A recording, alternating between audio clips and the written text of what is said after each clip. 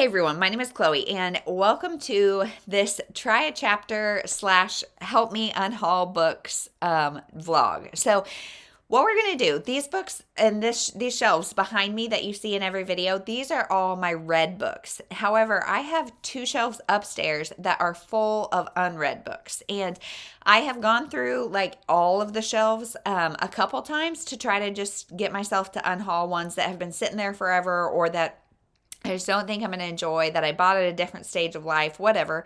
And I have such bad FOMO, I just can't let go. So I think what I'm going to do, I saw this video on Kayla from Books and Lala. She did try a chapter, like she read the first chapter of every book she owns. It was like 100 books. I'm not going to do that because I would forget where I started. Like, no, I'm not going to do that. But I am going to go shelf by shelf. So the 2 bookshelves that I have upstairs, one of them is books that I can access digitally, and one of them is books that I can't find any digital resource that I have, so I'm going to have to read them physically.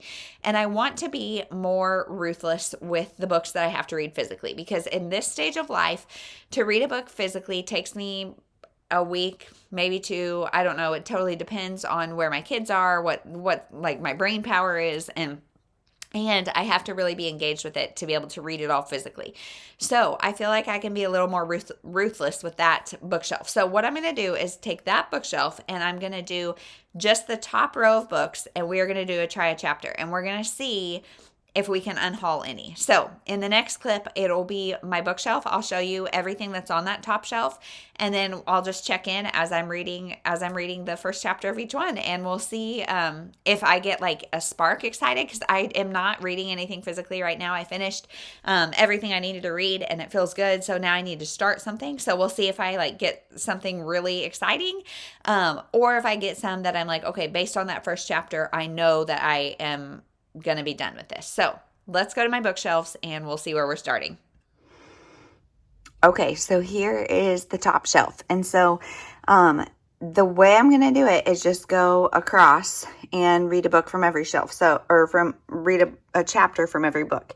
So I'm not gonna say everything they are because it'll take a minute, but these 2 by Elizabeth Brundage, I feel like I have started them and not loved them before. I don't know if that's accurate or not, but these ones I feel like have potential to be unhauled. Otherwise, I think I'm really excited about everything. So I will read the first chapter out of every one. The only exception is that if I'll double check that I can't get any of these digitally. And if I can, I'll move them over to my digital shelf and I won't read the first chapter. If I cannot, I'll read the first chapter and let you guys know what I think. So here is our first shelf. I will check in and let you know what I think. Okay, so I have just finished reading the first chapter of this. I just was giving the baby a bottle, and so I read it. It was 16 pages. This one alternates between timelines and perspectives. And so I read the first 2. So the first one is 1943, and it is, or 34, sorry, 1934. It is about an orphanage that is being run by this man, and his daughter is named Connie, and she walks in and sees him talking to the housekeeper or something, and he's holding a baby, and she's kind of wondering what's going on, and then she recognizes the baby, and that's the end of that. So definitely intrigued by that. Who's the baby? In her head, she envisions like a teenage mother unable to take care of her baby, leaving it there. And it sounds like this isn't the first time this has happened. So interesting for sure.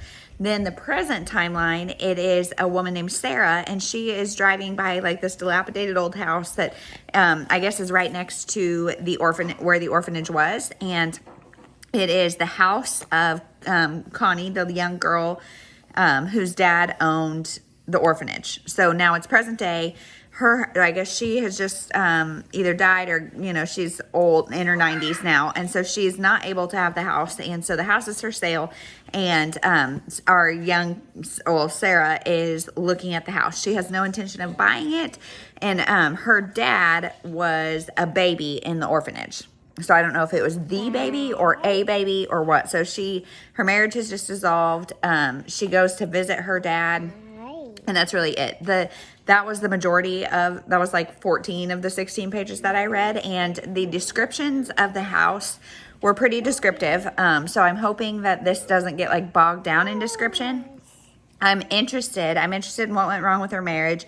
I'm interested in, like, her dad is very nonchalant about this, like, orphanage. He was just a baby when he was there. He has no memories. But for some reason, like, there's some kind of trauma, it seems like, for her, maybe. I don't know. Or there's definitely more to the story. So I'm definitely more interested in the 30s timeline than the present timeline. But that might change. And then I think we get, the next section is Connie today, like Connie in her 90s. And so it'll be interesting to see. I'm definitely intrigued by this. Not going to take it off my shelves. I love multiple perspectives. I love multiple timelines. And these little girls are so darn cute. They are the sisters whose dad owned the orphanage. So, yeah, now it is 5 o'clock or whatever on Easter. So we do burgers on Sundays. And so we're going to do that. And I think me and the girls are going to go outside for a little bit. And we might try to grill for the first time this year. I don't know. Our grill has had a rough winter, so we'll see. But yeah, I don't know that I'll read another book until bedtime. So I will update tomorrow and let you know what I think of the next book. Hey everyone, so this is not me camped out under our playhouse because it is windy and I'm trying to find a spot away from the wind because today is supposed to be like stormy and not cold, but just stormy. And it has, like right now it's beautiful. It is sunshine. It's like 9 something in the morning. And so we are taking advantage of it because if it rains, then we will not be outside. So yeah, something's blowing in. And so I'm camped out under here to tell you that I have read the first chapter of The Tiara Club by Beverly Brant. And this is the kind of book that I love, like the actual book, because it is very well loved. Like you'll see, it's been taken out of libraries, it's been sold. It's just very, like some may call it worn. I call it well loved. Like there's another library sticker or stamp. It's like just very well loved, you can tell.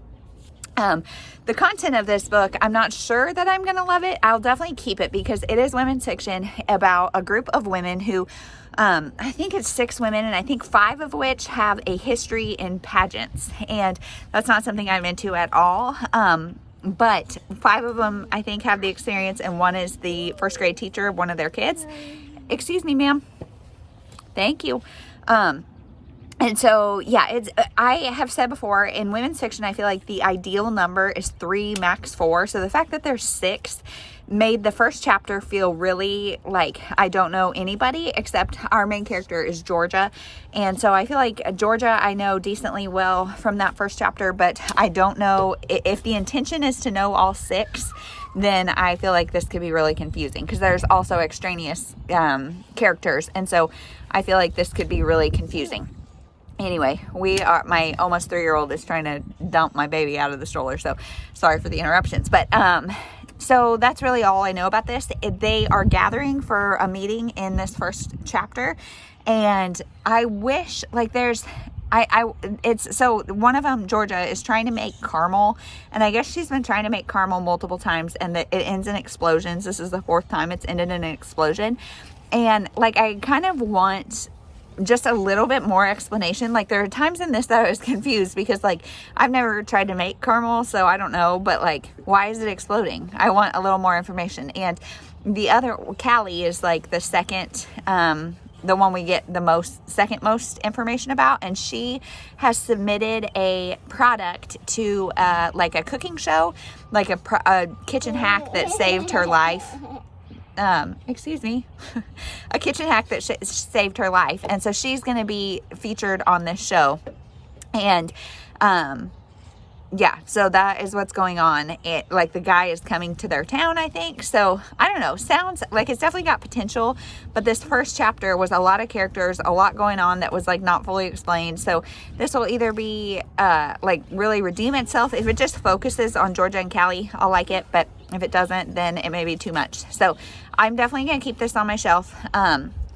Today, the plan, it depends on the weather. We have no plans today. And so everybody is just in better moods outside. So we're going to be outside as much as we can. And then maybe afternoon inside. So I will get some more first chapters read. And I'm really it's really interesting what all is on that first shelf. So we'll see what comes up next. And you guys, we have a large backyard and I turned on the camera and everybody's right here. So sorry. But yeah, that's that. So we'll see you hopefully this afternoon.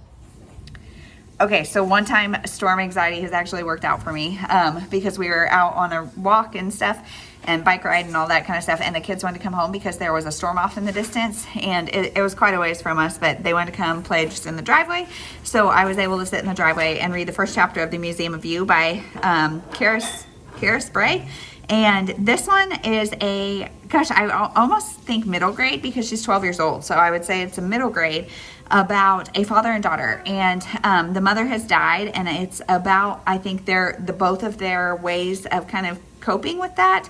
And she wants to know more about her mom. We learn more about the dad. I think this is all based on the synopsis about the dad and how he got to be the way he is, because he's trying to quantify her emotions and all that kind of stuff, and she's just trying to do her thing. And I think this is going to be the first one to be unhauled. And I looked on reviews and stuff, and it says it's kind of a slow thing. It's got a decent rating, 3.77 or something like that. But this first chapter was 8 pages, and I stopped and started 17 times because it's just so descriptive and so I did not it was so descriptive, and it was from Clover. That's the little girl's point of view.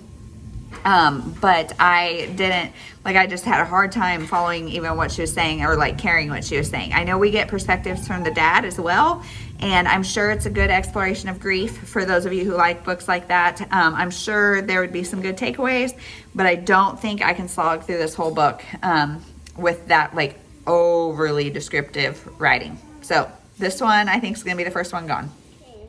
Hey everyone. So, today is kind of a busy day. We have tennis this morning, and it's going to be my almost 3-year-old's first time, and so they're letting my 5-year-old buddy in with her, and so that'll be really fun. I will be down to just the baby for 45 minutes, so hopefully I'll get a couple more chapters read. I'm going to take at least one book because I really want to watch too. I'm excited to see, but hopefully I'll get at least one more done. And then my daughter has her first piano tonight, so last night I finished this on Skinny Dipping by Connie Brockway, and it looks like Connie Brockway normally writes historicals. I've never read anything by her. I've never heard anything about her.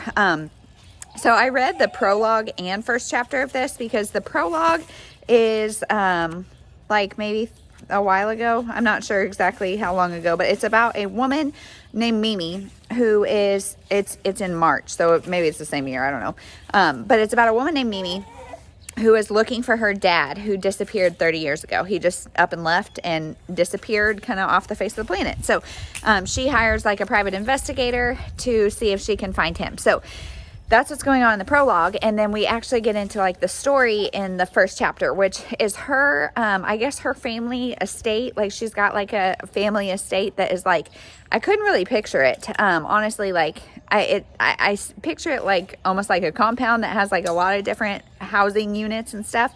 And it's always the matriarch that runs it. And so it's her grandmother, I think, running it now.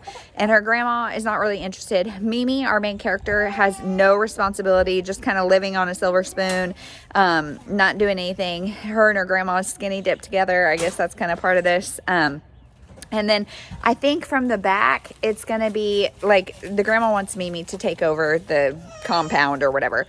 And I think from the back, there's going to be there's a lot of other random people staying in this compound, for lack of better words.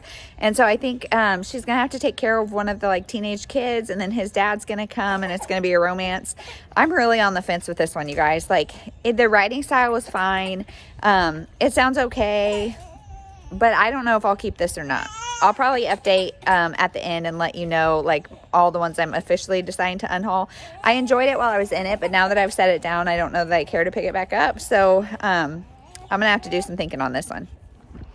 Hey everyone, so it's 2 days later, and so I've hit a snafu, honestly, in this project, and the snafu is called The Doctor's Wife by Elizabeth Brundage. So this book is something that's been on my shelf for a long time. In fact, my sister wrote on the inside that she read it, and she put good, lots of FU stars though. I sent her a picture and said, that's so funny.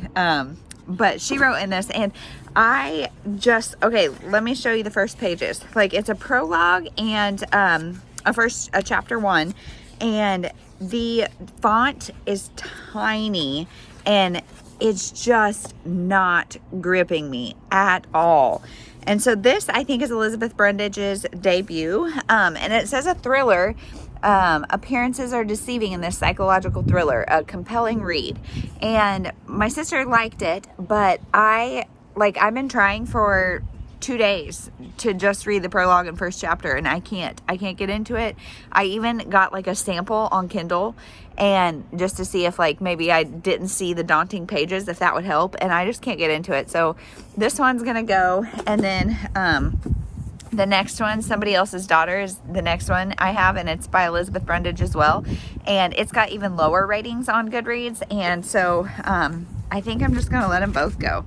Honestly, my sister and grandma both initialed the inside of this, but these like do not waste any white space. They are full to the brim. So we're just gonna move on. We're gonna let these go. I'm sure they're fine. I'm sure if I got into it, I would enjoy them enough. But The Doctor's Wife and Somebody Else's Daughter by Elizabeth Brundage, these are gonna go on Pango. So this project is turning out like surprisingly successful. So I will see you with the next one. Hey everyone, so I finished the first chapter of this one, The Amish Midwife's Hope by Barbara Cameron, and this one I am intrigued for sure. It's about a midwife, and I think it's a romance with a single dad who is triggered by the fact that she's a midwife because he lost his wife in childbirth with their second child. So I'm really intrigued. It sounds good. Today we have PT for Etta, and then just being outside because it's a beautiful day. So I will let you know after the next one. Okay, today is the day. I'm getting more chapters read because it is Saturday, April 15th. I don't know. I started this sometime during the week last week. I don't know how many days it's been, but I just kind of like got in a slump all of a sudden where like I don't want to read these first chapters because for me, tell me if it's just me, but the first chapter or like the first 50 pages of a book are always so hard for me to like get into physically. I don't know why, like not necessarily hard to get into, but like getting myself to start a new book is the hardest part for me. Like I love choosing a new book, but actually starting it and getting into the story is hard for me. So I just have not been motivated at all. And it's been beautiful, like really beautiful out. And so we've been outside and like I'm just distracted. I'm distracted by my phone. I'm distracted by my kids. I'm distracted by the weather, whatever. 1,000 reasons why I have not been doing this. But now today, it's Saturday. It stormed last night. And so it's kind of gloomy, kind of gray. Sun's actually coming out right now. But Jeremy just had the big girls at swimming. And I was home with Etta. She needed to eat. I needed to pump. So I sat on the couch, fed her, pumped, and read two more first chapters. And I'm happy to say both were wins. So the first one is Your Roots Are Showing by Elise Chidley, I think. Elise Chidley. So this is about, these are on my shelf and I'm not even like looking at the synopses until I read the first chapter. So I don't really know what actually this book's about, but the first chapter is about, this woman who moves to this kind of really dilapidated old cottage with her twin 3-year-olds, boy and girl. And her husband, I guess, has asked her to leave their like manor. So she's going from like, she said, first class to like cattle seats. And she falls in love with this place. It's got like a really rundown garden and shed, and it's just no furniture. Things are falling apart. Nothing like toilet paper holders and like no cabinets. Like it is just a shack. And for some reason she fell in love with it. And so she, her husband, I guess, has to pay for it. And so there's some alimony situations going on. I don't really know. I think it's set in the UK. I don't know, but it's this mom and her two twin 3-year-olds. And there's a scene in this first part where they wander off, and the writing was great because like I was feeling her anxiety, and like I've totally been there where it's like, first you're mad because they're gone and you can't find them and they're not listening. They're not coming when you call. So first you're mad, and then that like flips to panic, and then you finally find them And that panic switches back to like rage, and you're just feeling all these extreme emotions. And she said, she opened the door to where they were, and she said she had heard a strategy to count to 47 before you say anything. So she's just like standing there staring at her kids. And I've never done that with my kids, but I imagine it would like stress them out so much if I just stood there silent for 47 seconds or whatever. But so writing style was great, and I'm really intrigued. The back of this book says Lizzie is having doubts about her picture perfect world. She does love her country estate, precocious 3-year-old twins, and handsome husband James. Also in the first chapter, she said like she fully intends to go back to their house. She thinks he's gonna like wake up and see the light. Nobody warned her about postpartum depression and the toll it would take on her marriage, or how she'd fantasize about chucking it all for a box of chocolates and an uninterrupted bath. She vents these frustrations in an email, and her life is shattered. James gets the message by mistakes, which is her husband. So then she starts over in this ramshackle garden cottage, now facing life and the twins alone. She struggles to reinvent herself and forget about her soon-to-be ex. But when thoughts of James still haunt her, she begins to wonder if the best part of marriage starts after the fairy tale ends. So none of that happened in the first chapter. The whole postpartum depression, none of that was talked about. None of like why her marriage ended was not talked about. Any of that. So I don't know what happened or why she's alone with the kids, but this like reinventing herself is kind of what we saw in the first chapter. So I'm intrigued. Interesting to know that like that's where the story is going to go. Sounds good though. I'm still intrigued. The other one is this one, A Child of My Own. And this one, I read the first chapter without reading the back. And then the back, like, I feel like spoils stuff. But so this first chapter, it's a prologue and then a chapter 1. So the prologue is a letter from a husband to a wife saying, like, hey, I know we agreed that we were not going to have kids, but I really want kids. Do you want to have kids? And like he also says in the end of the letter, he says like, P.S. this is not and will never be a deal breaker for me. P.P.S. Leo for a boy, Michaela for a girl, in case you say yes. And so I just think that like that is words of affirmation. If you are a 5 love languages person and know about words of affirmation, I mean you can deduce what it means if you're not, but that is like the perfect words of affirmation. And so then the first chapter is from Lucy's perspective, which is the wife. And they, I guess, had just done this big remodel and are way over budget. And then her husband's like, hey, let's have kids. And she's like, whoa, what? And he is some sort of like adventure photographer or something. And so he has a really dangerous job, and he got hurt really badly. We don't see it. She tells us that he got hurt really badly, and so has taken a bunch of time off work because of his injury. And so she's kind of starting to think maybe we have kids, maybe we don't. He travels a lot, she travels a lot, but both are talking about quitting their jobs and kind of reinventing themselves career-wise, and so maybe they can make it work. But then the back of the book, so then chapter 2 is told from Isla's perspective. I don't know who Isla is, but the back of the book is Isla and Ben are devoted parents to their beloved daughter, Reese. So she's their little miracle. And so they never thought it was possible, but they had a donor egg, I think. And Isla's never told the daughter about the fact that she came from a donor egg. And it turns out Lucy is the donor. And so I don't want to say what the rest of the back of the book says because maybe it happens right away in chapter 2, but I feel like it is kind of spoilery. And so I don't know when it happens. And I hate when books tell you something that like a big plot point that doesn't happen until further in the book on the back. And so I'm not going to say anything, but I'm really, really, really intrigued by this one. I also love, I don't know if it's just dual perspectives, kind of flipping through. It looks like we get Isla and Lucy. So it probably is back and forth. So 2 solid women's fiction reads that I'm really excited to read. Like both of these, I didn't want to put them down after the first chapter. So really exciting. I will let you know when I read the next one. Hey everyone, so we are just upstairs doing laundry and all the things, and I just finished reading Shades of Grace by Barbara Delinsky, and so this one is I think an old Barbara Delinsky. I'm not sure exactly when this was published, but this is about a woman named Grace who is kind of like the Dear Abby. Like she is the confidant, America's favorite advice columnist. Her wisdom has helped to guide 2 generations, including her daughter Francine and granddaughter Sophie, who manage the vast Dorian Empire and oversee the 1,000 details of Grace's world. So she's like Dear Abby. Her daughter and granddaughter are both like working with her, and Grace is starting to have these episodes where she kind of like has a stroke. Like she doesn't know where she is, what's going on, any of that.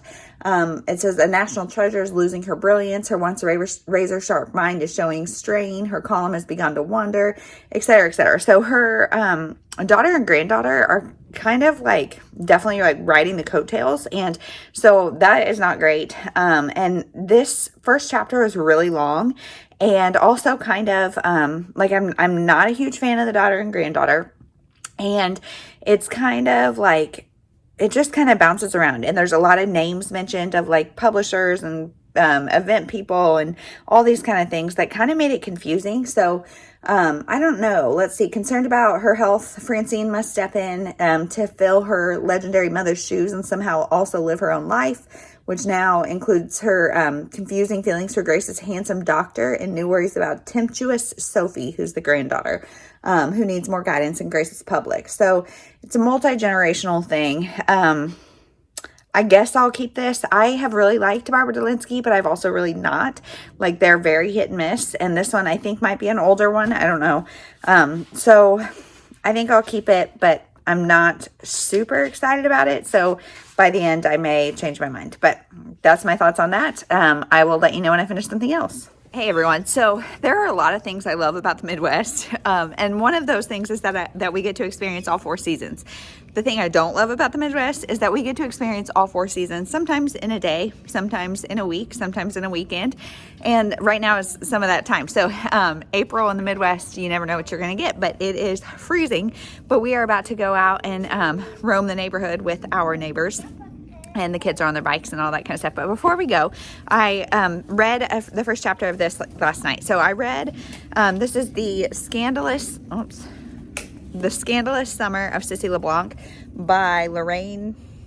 I'm not even going to try to say that name because I'm sure it's French, maybe. I don't know. But this book, first of all, the first chapter was long. There's a prologue and then there's the first chapter. The prologue is told in present day, and Sissy LeBlanc is like an old lady.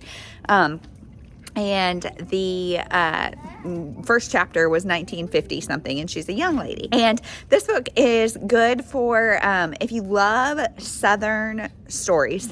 Definitely good for you. It is a woman's like old Southern charm kind of, and it's like she's got a Southern, I forget what she calls it, like the Southern Ladies Guide or whatever, that she says like rule number 55, always do this. And it's very traditional Southern kind of things. But in the first chapter, like Sissy has young kids, and like her 2 boys are like elementary age, and then a like toddler girl, and they walk in on her cheating with somebody else, and like it was just, I was kind of turned off by that. I was turned off by 30-page chapter, and I just like thought that if I read this, I bet it would be okay. I bet it'd be like a 3-star. And I'm not trying to keep okay books, especially ones that I have to read physically, because time is hard, and it did not keep me interested. So gonna let this one go. So this project is so much more effective than I thought it would be. So I'll check in and let you know when I read something else. Okay, so I have finished the next chapter, which is Giving Up on Ordinary by Isla Dewar. And this one is interesting. So the dedication like had me hooked, because it was to her kids. Thanks for like making messes so I could clean them up. Otherwise we would have no point in this book. So it definitely had me hooked as like, this is going to be a motherhood thing. And it is. So this is a story of a woman. She's a single mom. I don't know if she's currently pregnant with her 4th kid. Like, there is some timeline stuff that I'm like, what? I think she's currently pregnant with her 4th kid. She had 3 kids, and one of them died tragically in an accident.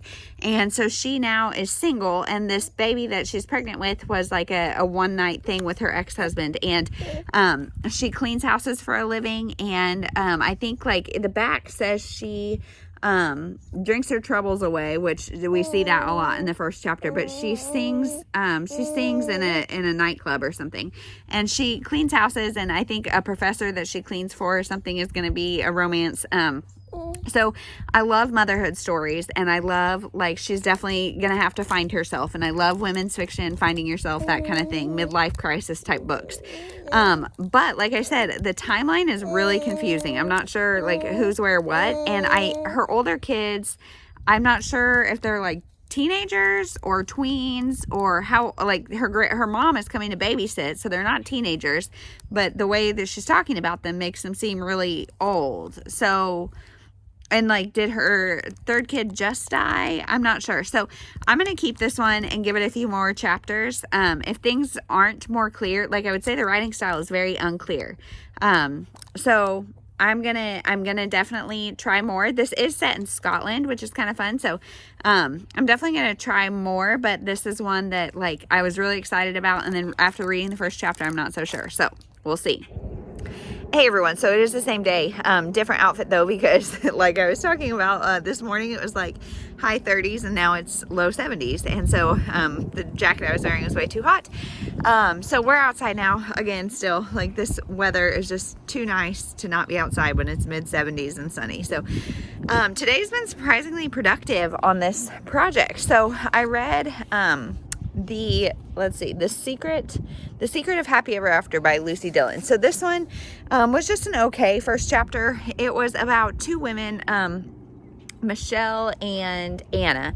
And Michelle, she is making a new start and she's taking over a neglected bookshop, and I think she's going to open like a home goods store kind of thing. And then for book loving Anna, it's a dream come true. And she has 3 stepkids, a Dalmatian, all that kind of stuff. The two become friends, and we just really see them meeting and kind of becoming friends in this first one. It was just okay. But I think I'll probably keep this because, like, I love the genre. I love the idea of 2 women becoming friends, especially in a bookish way. So I'll probably keep it, but I'm really not excited about it. And that seems like that was the case in the last one too. And this one is another UK book. So I think I've talked about it, but when I was after college and stuff, I did a couple summers like backpacking in Europe, and I bought so many books like in Europe, where I have to figure out a way to get them home. It was really silly. But my dad was with me for a lot of it, and it was, yeah, we worked together. And so that one, I think the last 2 are both part of that, as well as this third one, which is I Remember You by Harriet Evans. So this one is, I'm not sure where this is set, somewhere in the UK too, I think, but this is about a guy and a girl who, their moms are best friends. They were born like weeks apart, and they have grown up as best friends forever. Now it's time for them to go to college, and they're going separate places. He's content with the small town life and is going, I think he's going to Cambridge, and he's kind of nervous but okay with that. And she's going to London, and she's like, the world is my oyster, I'm doing my thing. That happened in the prologue. Like, we meet that whole setup in the prologue, and I was super intrigued because I love the idea. Like, it says somewhere on the back, or somewhere, do you still remember your first love? Like, it just sounds really interesting. But then the first chapter, that was the prologue. Then the first chapter was about some kind of old lady that I don't know who she really is or how she fits into the story, just kind of people watching. And I know she funded the boys' college, and so, like, I know she's connected somehow. And we see that it's like many years later, and his dad, his mom has unexpectedly died, and it kind of sent him off the rails.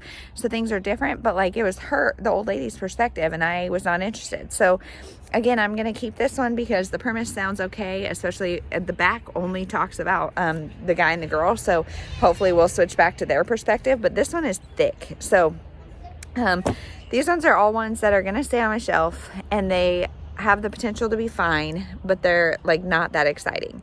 So we'll see. These ones all have potential to be DNFs at with a couple more chapters, but I'm not going to do it just because of the first chapter. So I'm working my way through it. I'm trying to get this video up by Friday, and today is Monday. So can I do it? I don't know. So we'll see.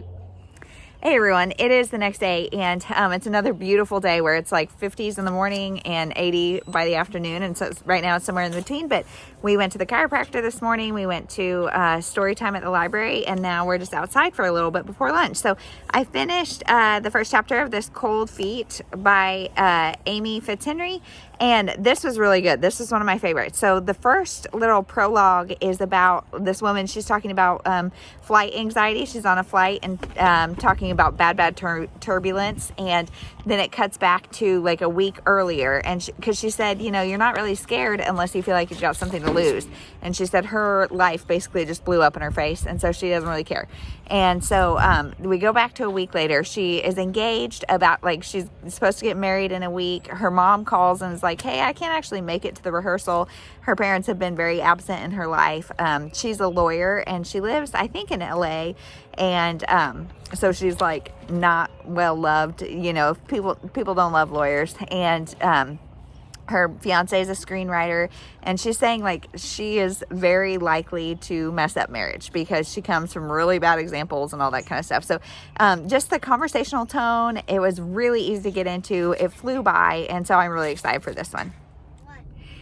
Hey everyone, so we are just outside of piano about to go in, but I have finished 2 more first chapters, and luckily they both went well. So the first one is Kiss Mommy Goodbye by Joy Fielding, and this opens up in a courtroom scene of a nasty divorce. And so this couple, I think he is trying to prove that she is erratic and unsafe and all of that, so she can't have the kids, and it's just a nasty situation. And it says on the back that she gets custody, and so then he's like taking them for one of his visitations, and he takes the kids and doesn't come back. So sounds intriguing. The first chapter, like I could see how this could, because I think this has kind of not great ratings, and I could see how this could get kind of like just bitter, bickery, you know, too ugly for fun, to be entertaining.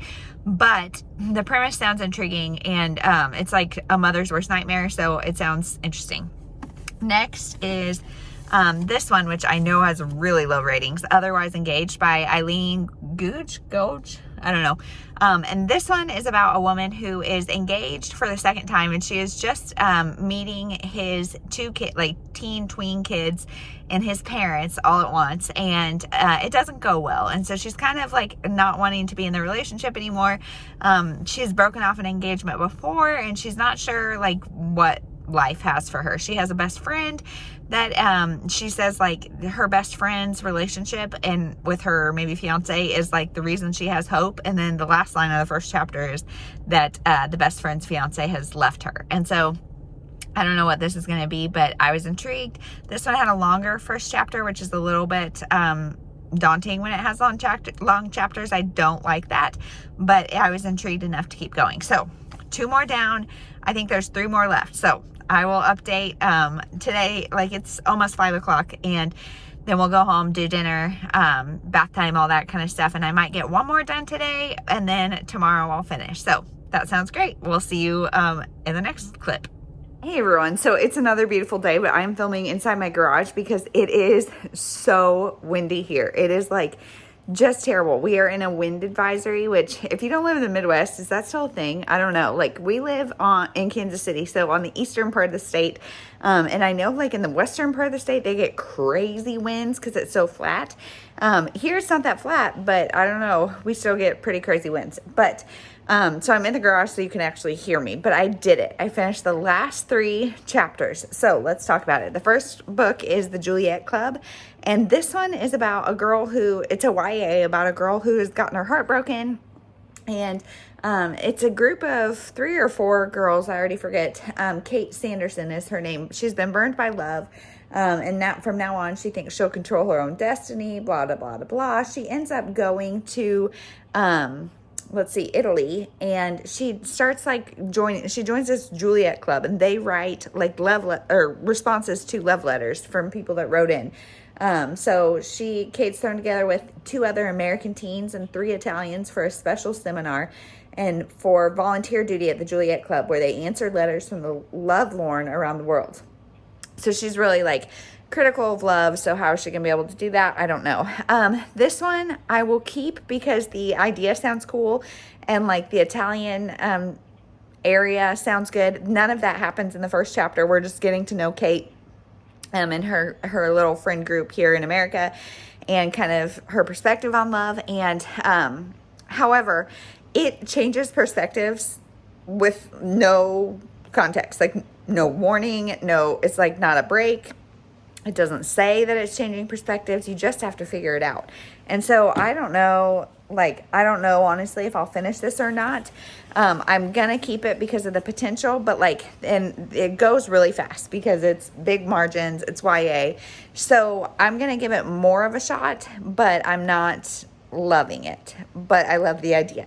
So, and a YA, I feel like is easy enough that it won't cost me too much time, and I'll be able to figure it out. So next is another YA, As She Fades by Abby Glines. So this one is about a girl who, I think it's like her neighbor or something. They are best friends starting at 6 years old. They turn into more. They are each other's first loves, all of that. High school graduation night. They have these big plans. They are going to go to the same college. He's got a football scholarship. She's just going to go to be with him. And they've got all these life plans. Everything's great. Well, until they get in a car wreck on graduation night, and now he is in a coma. So she goes and she's with him at the hospital all of her time, all of her hours. And there's another guy named, I can't remember, Sage or something, Slate. He's there, he's visiting his uncle all the time, and he's like a bad boy, and I think there's going to be a romance between the two. Now, I don't like that, because okay, cool, if she's going to move on from her boyfriend, because she's it's implied that she's making all these decisions for him, and that she's never really stopped to find her own identity. So if she decides to go ahead and find her own identity, great. But if she does that because of this other guy, I'm not going to like that. And honestly, I probably would let this one go. However, I was looking at the reviews, and it says there's a huge twist about halfway through. And I'm just really curious what that twist is. This one is also short and also YA. The margins and stuff aren't quite as big, but I think this one will be pretty quick. And if I don't like the twist at halfway through, I'll be fine being done with it. So I'm going to keep it. Again, with hesitancy. The last one is one that I realized that I have read the first chapter of before for a different project, and it is Summer by the Sea by Jenny Hale. So this one is about a woman who goes to her family's summer. Well, she goes to her family's summer house, kind of, for her grandma's 90th birthday. However, the house has been destroyed. And she is really nervous to go because she's got some bad blood with her sister and all that. And so she goes and meets this guy while she's grabbing a burger on the way. And it comes to find out he is the owner of the house that they are going to be staying in. So there's a romance there. I think there's some family stuff. It says a page-turning novel about the powerful bond between sisters, the painful joy of first love, and the realization that we may not always get what we want, but if we're lucky, we might get exactly what we need. So her sister, I know, betrayed her with her first love, and so there's a lot going to be unpacked in this. I am excited to try it, and it sounds like a good summer read. So keeping all those three. So now, I will later get on an update and let you know everything I'm keeping and everything I'm unhauling. But overall, this was a huge success. I'm unhauling a lot more. Obviously, I had gone through my shelves recently and thought I took out anything that I'm not interested in. However, after trying the first chapter, I got rid of a ton more. And so I have 3 shelves that are, I can't get a digital copy. And yeah, so this was one. So I'll do 2 more shelves at some point. This was kind of harder than I would have expected to read that many first chapters. I don't know why, just because I've done a lot of reading in the past couple days and yet not completed anything, and I don't really like that. But there may also have been a couple of books that you saw me pan out in the first clip where I showed you the whole shelf that then you did not see me read. And the reason for that is because upon checking, since I shelved it, there is now a digital copy available. So if that was the case, I moved it over. So but we read a lot of books together, guys. So let me know. Well, I'm not going to wrap this up. Let me know your thoughts on these. I do want to know, but I will be back and give you a final recap of what I'm keeping and what I'm unhauling. Okay, so I'm going to do this way so you guys can see how much empty space there is. That feels so good. So I'm keeping The Orphan House, The Tierra Club, The Amish Midwife's Hope, Your Roots Are Showing, Child of My Own, Forever With You, Shades of Grace, Giving Up on Ordinary, The Secret of Happy Ever After, I Remember You, Cold Feet, Kiss Mommy Goodbye, Otherwise Engaged, As She Fades, and Summer by the Sea, and the Juliet Club. So some of these I'm really excited about, some not as much. And now let's turn it around and I'll tell you the ones I'm unhauling. Okay, so pardon the lighting, but I'm unhauling The Scandalous Summer of Sissy LeBlanc, Skinny Dipping by Connie Brockway, The Museum of You by Karis Bray, and then, these Elizabeth Brundage, Someone Else's Daughter, and The Doctor's Wife. So that feels really good. I feel like that's accomplishment. Oh, you guys, look, I dumped my laundry on my bed. So there's no question that I will put it all away today. So that's what you're seeing in this lovely background, disheveled mess. So that's it. We'll see you guys in the next one. Thank you so much for watching.